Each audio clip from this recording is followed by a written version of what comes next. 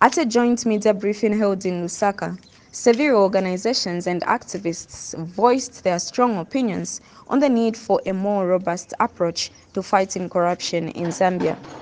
The Youth Forum Initiative Against Corruption General Secretary Nkweto Kasonka emphasized that the fight against corruption should not be left solely to the president. He urged all Zambians to actively participate in this battle to ensure a corruption-free government. I'm tackling the issue of fighting corruption. As Youth Forum Initiative Against Corruption, in the first place, we are happy that we have a president, Mr. Hakainde Hichilema, who has shown or who has demonstrated that vigor to fight corruption. However, fighting corruption should not be left to the president alone. Fighting corruption should cut across, starting with traditional leaders, our chiefs, church leaders, and indeed individuals, ourselves. Speaking at the same event, political activist Kelvin Sopa, who has lived in Zambia since 1956, urged the opposition to collaborate with the current government rather than fueling unrest.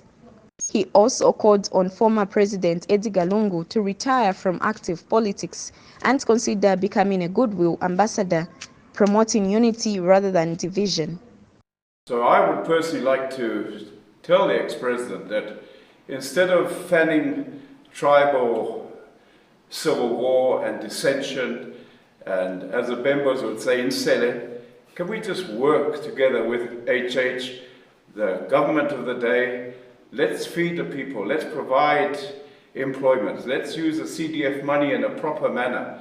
Let's work together, because at the end of the day, we're all Zambians, and I'm one of the 76 tribes. Network of Young People Against Violence NYPAV Executive Director Moses Kalonde also spoke at the event, appealing to President Hakainde Hichilema to consider a comprehensive reshuffle of his cabinet. Kalonde acknowledged the recent reshuffling but argued that more needs to be done, as many ministers are still underperforming. Yes, a few weeks ago, we saw some cabinet ministers being changed, reshuffled, or removed. As Network for Young People Against Violence, we feel and call upon the President that he must consider doing a holistic cabinet reshuffle. From the time that this administration came into power, actually it's tomorrow, which is 12th August, it will be clocking 3 years. We've had same individuals holding those ministerial positions. I think it's important, members of the press, ladies and gentlemen, that I think the President considers doing that holistic cabinet reshuffle. Meanwhile, Beautiful Gets Zambia Executive Director Prince Piu Kapinga added his voice to the growing calls for action. We are so dumb as citizens that we cannot read through their schemes. That's what they think, these people. This is what they definitely think. PF are definitely behind the so-called abduction of JJ Banda. PF are behind the disappearance of JJ Banda from lawful custody, from hospital. They are definitely behind. Okay? Winter Kabimba the other day stated that JJ Banda is being funded. He's working with a sophisticated criminal syndicate. Okay?